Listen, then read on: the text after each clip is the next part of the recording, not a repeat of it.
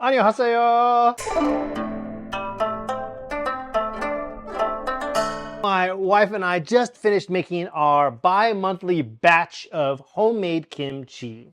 And three things ran through my mind. Number one, I may have used a little bit too much goshiharu. Number two, I have no Korean t-shirts whatsoever. And number three, you do not nearly play enough board games from Korea. So I'm gonna fix that. We're gonna do three things here. Number one, I'm gonna introduce to you Korea board games, my favorite publishers, my favorite designers, and give you an lay of the land and what board games from Korea kind of feel like, vibe-wise. And number two, I'm gonna rank my top 10 favorite board games from Korea. I did mention a number three, and it's just gonna be fun. It's gonna be a fun ride. Deal with it. Like small box games? Well, then you might like Playte. That's P-L-A-Y-T-E, pronounced plate, not platey, Playte. Now, Playte has been around for just a few years, and already it has amassed a huge catalog. In fact, what you see here is not even a fourth of their entire catalog. And if we're gonna start for board games from Korea, I think Playte is the perfect place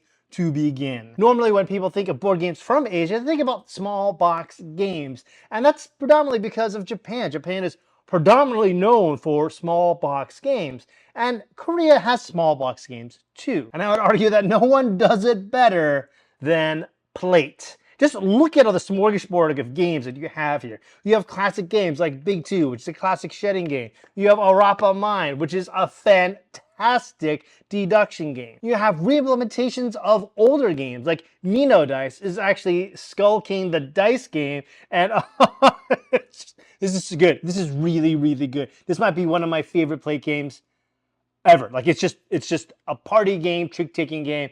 It's just so much fun. Now, Ada's Library is an excellent example of what makes Playte pretty popular. One of them is this new L-shaped box. They use magnets. That's right, magnets. And the box itself is the board of the game. And they call it an L-shaped board because, well, the board is shaped like an L.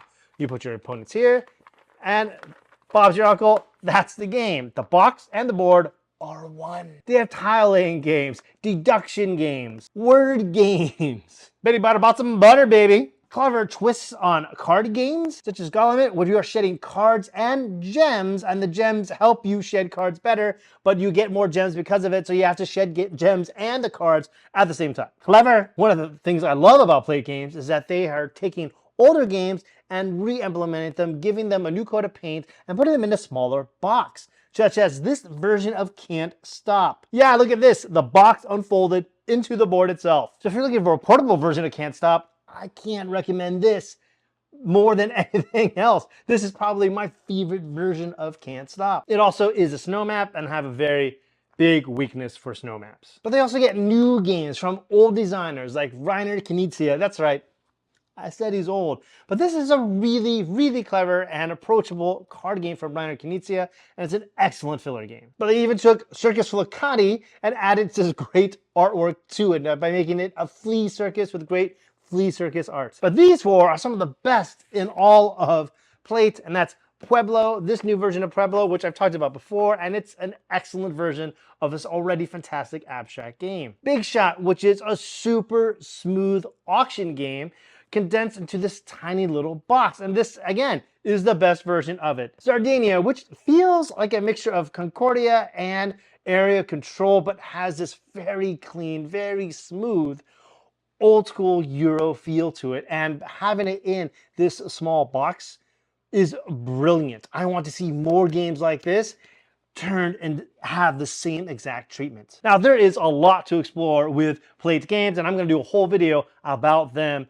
further down the line. But just remember that if you're looking for games from Korea, Playte is an excellent place to begin. Now, Korea is really interesting because while Japan is mostly known for the small game boxes from indie publishers, Korea has small game boxes, but it also has huge companies. And if we're talking about big companies from Korea, well, one, we're talking about Samsung, but we're also talking about Korea board games. Not many publishers have their own building, like a building, but Korea Board Games does, and it's huge. If I were to equate this like what Korea board games is, I would probably say think of them as like the Op or Hasbro or Asmodee. They are monstrously huge. And while they don't have the same focus as Playte, Korea Board Games specializes in more family weight, approachable games. So this game, which is a ridiculous party game where you're putting fingers on cards and you can't lift the cards.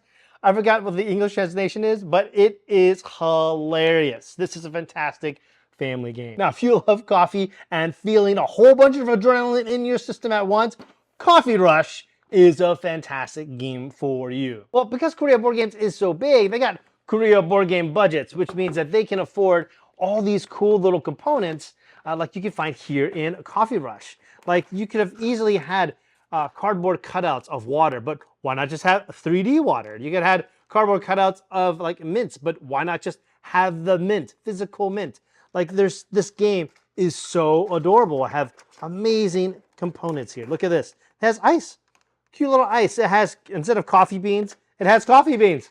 Coffee beans! Instead of a black cube, it's got chocolate. Real chocolate. I mean, it's not real chocolate, but no, not real chocolate, but it looks like a candy bar. And what do you do with all those pieces? You put them in cups. Tiny little cups, of course. Did they have to do that? No. But did they? Yes. Is it awesome? Unbelievably so. Korea Board Games does even do trick-taking games as well as family card games, such as Number Chain and, oh, I forgot how to say this one, but this is a classic trick-taking game from Korea that they spruced up and made its own deck with a board. Fancy. And yet here's another Korea board game, and that is Butterfly Garden. Now this is an older game with a new coat of paint, and they turned it from an ancient Egypt theme to plastic butterflies flying around a garden. And this one is just, it's much prettier, much easier on the eyes, and because it's Korea board games, they have the nice budget to make real smooth looking plastic butterflies that are just gorgeous to look at on the table. So we've talked about small box games, we talked about big company games. So if you're looking for maybe a board game company with a little bit of edge and a little bit more gamery feel, well then you gotta check out Mandoo Games. Now Mandoo Games is most widely known for its biggest success, and that is Jekyll versus Hyde, a 2-player trick-taking game, which is perfection. We're gonna talk about Jekyll and Hyde a little bit later because it's also from my favorite Korean designer, and that's Gunnil. Sometimes pronounced Geonil by those who can't speak Korean. I can't speak Korean, but I was corrected and I was informed that it's pronounced Gunnil. Anyway, buddy, you make great games. Gunnil, he also designed Yellow House, which is also from Mandoo Games, which is a 2-player shedding game that's so novel, so new, it's really hard to wrap your mind around, which made a lot of people use the adjective weird when describing it. And it was kind of divisive, but gorgeous production, amazing production, because it's Mandoo Games. And by amazing production, I mean Jekyll vs. Hyde has a metal statue in it.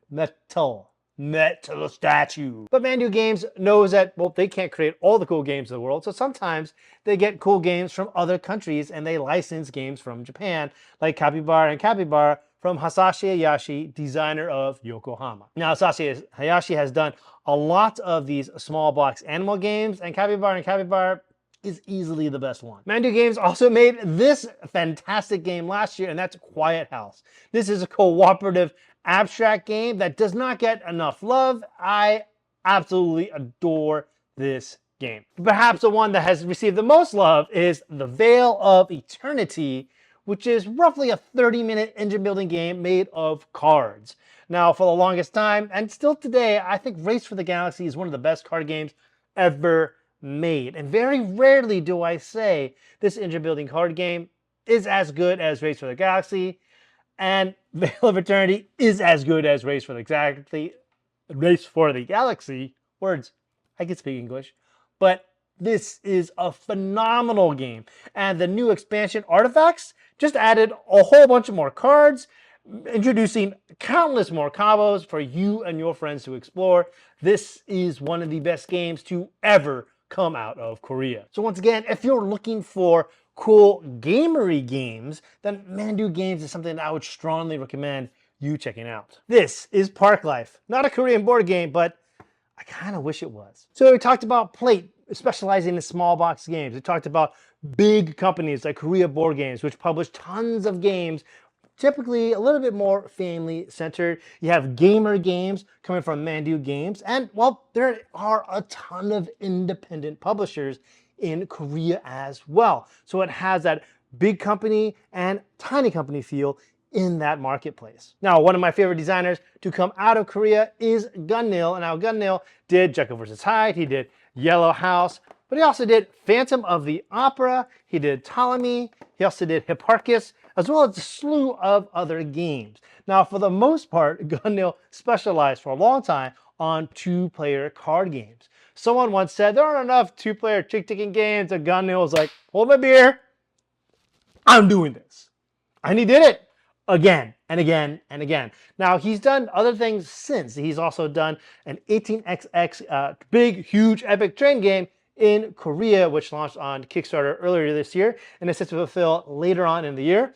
I'm looking forward to trying that, even though 18xx isn't my cup of tea. But Gunnil created his own company called Schemers. Schemers. And I've talked about his games quite a lot on previous videos. Ptolemy might be my favorite one of his. I know what it is about Korea, but they do love Reiner Knizia. And Voodoo Prince is a really old Knizia game. But if you're looking for the best version of Voodoo Prince, it's the Korean one. It's this one. I told you. This is the one. This is the one you want. It's the best one. It's also a purple box. Purple just makes everything better. Do you ever hear about a game called 535? Well, if you have, well, then you got good taste in games. But you need to try this one, which is Oh Meow Bao, which is a re-theme of 535. And it's all about cats and dogs. Each card in this game has unique artwork of a cat or a dog. And because points are bad in this game, all the point tokens are poop tokens. Poop. Brilliant. But when I mean like small publishers, I also mean like small publishers like Dyson Crusoe, which is self-published and then later picked up by Better With One Games.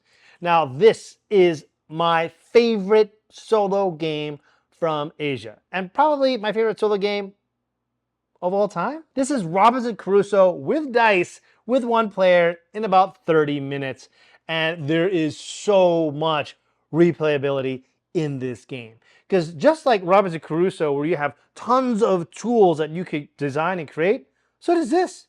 And you can choose which tools you have. Each one has a benefit, each one has a trade-off as you try to survive through the island through X amount of days. And there are even scenarios for this little tiny box about how long you can survive. There's one, the last one is trying to escape the island, and it's impossible. I've really tried. It's impossible. But I love the challenge. Fans of the show also know that I've talked about Playte Games Magic number 11 as one of my favorite sports games of all time. I'm not the biggest soccer fan, soccer fan, but this one is fantastic. I made a whole video about it. Definitely check it out. But these are the kinds of games that you get from independent publishers in Korea.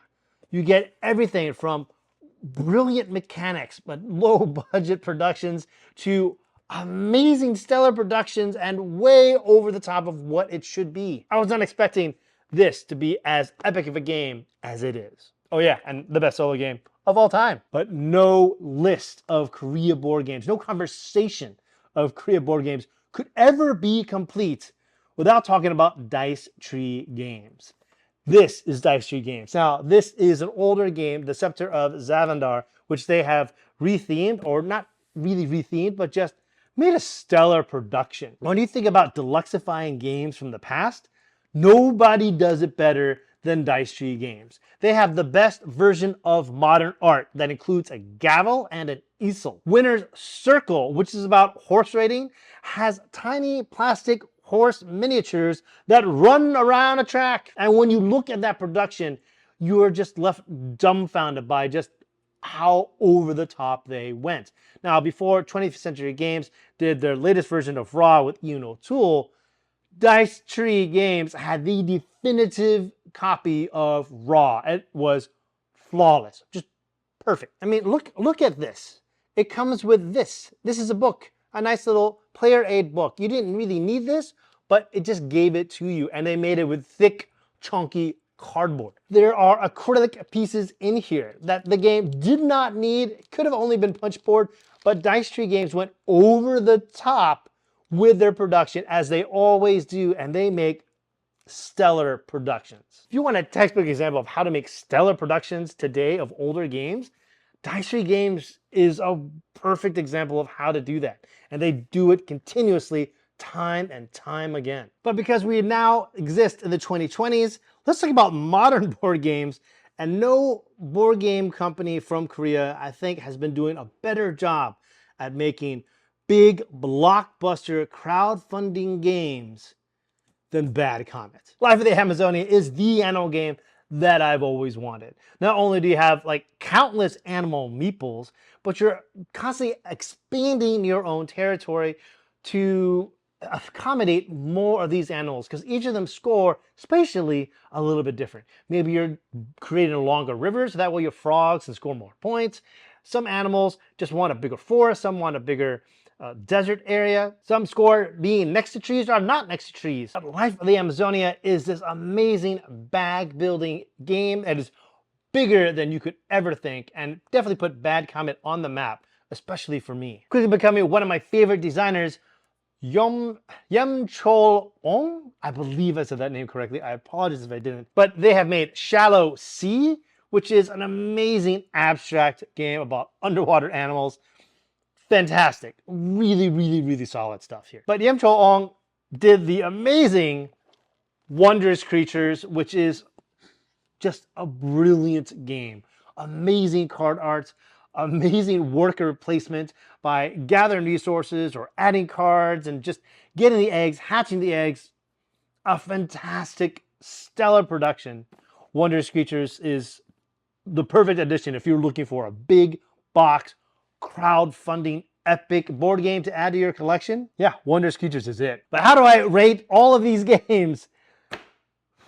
Let's do it one at a time. Number 10, Orapa Mine. Now, Orapa Mine is a 2 to 5 player deduction game. Now, even though it's 2 in a big number and then 5 in a little number, it really is just a 2-player game. It works best at 2. And it's really good. Essentially, you're going to put your pieces out on a board here. And they're going to be triangles, squares, whatever.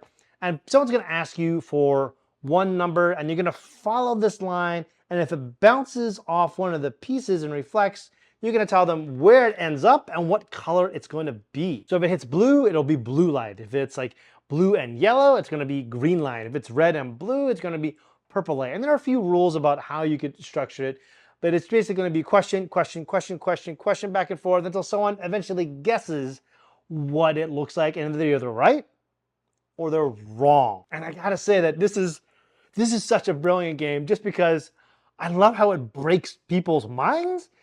Without every time I play this game, where someone will ask a question and it'll be something like the line will just go straight through the paper, like it doesn't hit any objects, or it comes out in a different color, and someone will respond like, that can't be right, you're wrong. I'm like, I'm pretty sure it's right. Like it's just really, really funny how you can have this idea of what it looks like, and then you're just completely wrong, and it looks like something completely different. And it's a really, really unique game, and I cannot strongly recommend it enough, and that is why Orapa Mine is my number 10 best board game from Korea.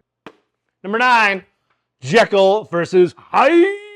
Now, this is the 2-player trick-taking game that came out and said, boom, this is what 2-player trick-taking games should be. Now, I know there are big Fox in the Forest fans out there. I understand. That's a good game. But you're going to stop playing it once you play Jekyll versus Hyde. That's how strongly I feel about this. And I love the production that went into this. They didn't have to make a metal statue of Jekyll and Hyde, but they totally did. And they should have. And they did. And it's brilliant. If you and your significant other really love trick-taking games, and there are 2 of you, well then you definitely got to check out Jekyll versus Hyde, because it just slaps again and again and again. You could also check this out on BGA, and I'd recommend that you play 2 games, one with you being Hyde, one with you being Jekyll, and then take the average and see who had the best game overall for the clear winner. Number 8, Magic number 11. Now, I did a whole video of this. Definitely check it out. But it is the best sports game, board game that I've ever played. And it does it with soccer. And it is just so fascinating to have a lot of things about soccer in this game. Like there are penalty kicks, there are like field goals, there's positioning, there's player drafting, there are halves, there are building up your offense, building up your defense. I love the spatial element of the game. I love like moving, you're adding people to the field and then slowly building up an offense to win and hit. It's really, really good. And it blew me away with just being more than the sum of its parts. And that's magic number 11 at number 8. Ptolemy! What is this? A 2-player shedding game about a dead mathematician, astronomer? Yes, please! Unlike other shedding games, Ptolemy is one that does it one card at a time. There's just so many things I love about this game. I'm not playing a higher card than you. I'm playing a card that allows me to move a planet higher than the previous planet moved. And the idea that there's a game within the game, like there's that level of not playing the cards, but moving the planets up and trying to position the planets in such a way to give you an opportunity later on down in the game. Brilliant, brilliant piece of design. Now, this is the first version of it. It has later come up with a nicer version that has a nicer board and nicer cards, I might add. But there's something about this independent feel of this box. Meeting Gunnil for the first time, having him try to explain to me how the game works, and it's English and me struggling to understand, but I can't speak a word of Korean other than hello. So I give him full props for trying really hard and doing it. But Ptolemy is an excellent game. Number 6, Shh, Quiet House. This is a game that is brutally beautiful. You are ghosts, and you can only see half of the room, and you're trying to get with the other ghosts to arrange these in a specific order. The twist here is that you can only see half of what needs to be planned.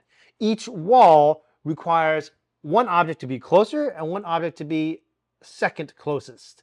But you can only see 2 walls. There are 2 walls that you can't see. And your other players with you at the table all have the same dilemma, but you can see different walls.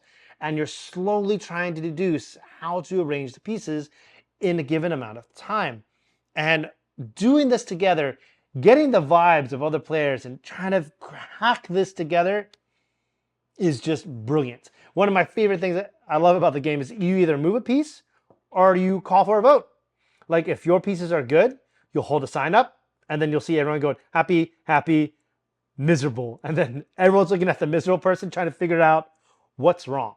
And then you can deduce like, okay, which wall can I not see? Obviously, this is wrong and this is wrong. How do I fix that? And it's just so good. If you're looking for an abstract game that's cooperative, Quiet House is the game you're looking for. Coffee Rush! This is Coffee Rush. This is an amazing, amazing game. You are going to be taking your little worker, moving them around a 4x4 board, picking up ingredients, dropping those ingredients into a cup. And those ingredients are going to be 3D ingredients into a 3D cup. You service a cup, and then not only did you get to fulfill that contract, score more points, and upgrade your abilities of like how you can collect items, how you move around that 4x4 board, how fast you can quick items. You get to upgrade your abilities, but you also give the other person more contracts. And it's hilarious because every time you score points, the person next to you is like, oh my gosh! The wave of contracts come. So every time the person to your right fulfills contracts, you're getting more contracts. And it creates this super stressful environment that is just a joy to be in. Now, as far as contract fulfillment goes, there are more nuanced and layered games out there, but Coffee Rush is just pure adrenaline, and it's amazing. And with a new upcoming expansion coming out, that came out last year, and it's coming out later this year with an English release about cakes. Ooh, I can't wait. Number 4, Life of the Amazonia, the game that asks, can you build 72 trees before playing this game? because you'll have to, unless you buy the upgrade kit, which is cheating. You need to make those trees. This is a bag building, tableau building, animal area control, majority puzzle game, and it's everything you want an animal game to be. Literally everything you want.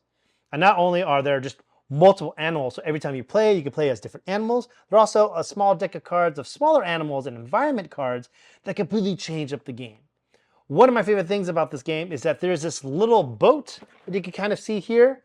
This little boat here, and that's where you put your discards. And then at the end, you take the discards and then you dump them back in your bag. Brilliant! But it gives you a chance to see what's in your discard and see what's in your draw pile, and it just makes the whole, I don't know, the whole experience just that much smoother. There's a waterfall that you have to construct every single time, a la Wingspans, DiceTree, but it's just so brilliant. This is that heavy game that you want to play, and Life of the Amazonia is my favorite animal game of all time. Number 3, The Veil of Eternity. Race of the Galaxy is one of my favorite games of all time, and there are very few games that I would consider to be on par with Race for the Galaxy. Veil of Eternity is one of those lucky few.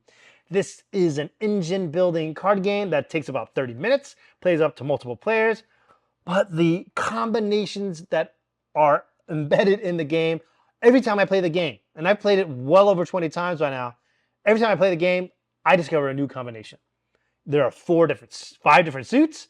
Each suit plays a certain way, and they also interact with each other. You can go heavy on green. You can do a blue-green strategy. You can do a little bit of purple and red. There are so many combinations, and with the added expansion, just adding more cards and more combos, this game is just never-ending fun. This is why Renegade picked up this game and brought it to the US, because it's brilliant. Brilliant. But not as brilliant as Dyson Crusoe, the best solo game I own. Strictly solo game that I own. This is just, it's just so good. It's everything I wanted Robinson Crusoe to be, but in 30 minutes. And the way the dice mechanic works of rolling the dice, then allocating the dice where I want them to be, is just so fantastic, because everything bad that happens to you in this game, from the weather to certain bad crops dying or disappearing, everything bad happens, you chose. You chose for that bad thing to happen. You could have had another dice allocated there and not have that bad thing happen, but you chose to have this bad thing happen so you get to have a benefit somewhere else. And forcing the player to make those trade-offs is just really, really brilliant. A fantastic dice game that has multiple scenarios, tons of tools, tons of different characters, even side characters that you can have, including a dog, which is optional. I mean, why would you should always rescue the dog. But there are so many ways that you can play this game every single time you play it. Sometimes you can go up to the mountaintop. Sometimes you can kind of go through the cannibal part of the island. And there's even a wolf, tiny little island of the main island that you have to get to before you can venture off. And it's even as simple as it is, each different section of the island feels different. Like when you progress on the island, you can feel it in the game. And for it to come in such a tiny little box, amazing. But you know what the number 1 is? And of course, it's Wondrous Creatures, the best board game from Korea. Asymmetric powers, multiple players to choose from, as well as countless cards and card combos for you to explore. Just like Veil of Eternity, this one has this huge, robust system of cards that every time you play, there are going to be different combinations for you to lean into and explore. And depending on which character or which captain you're choosing to be, you're going to lean in a slightly different direction. Now, Wondrous Creatures does take a little bit longer than I think it should, but I love the gameplay enough that I don't care. Now, I do think that it plays best at the 2 to 3 player count. The 4 player count, it can be a little long. But despite that tiny little wrinkle, this game is just brilliant. It's like going to Pokemon Island and collecting Pokemon, which are the cards, which all do randomly different things. Getting eggs, hatching the eggs, getting more things, fulfilling those milestones, having a race to reach those milestones with the other players. That's everything about this game sings and screams quality. They're magnets. Magnets on your little wondrous creature and your captain that sits on top. Magnets. And these are my 10 favorite board games from Korea. Did I miss any of them? Please comment below and let me know, and I'll see you in the next video. Once again, my name's Jay. I play board games from Asia and share what I find with all of you. I'm going to put a link up here to a video that I think you'll enjoy. See you there.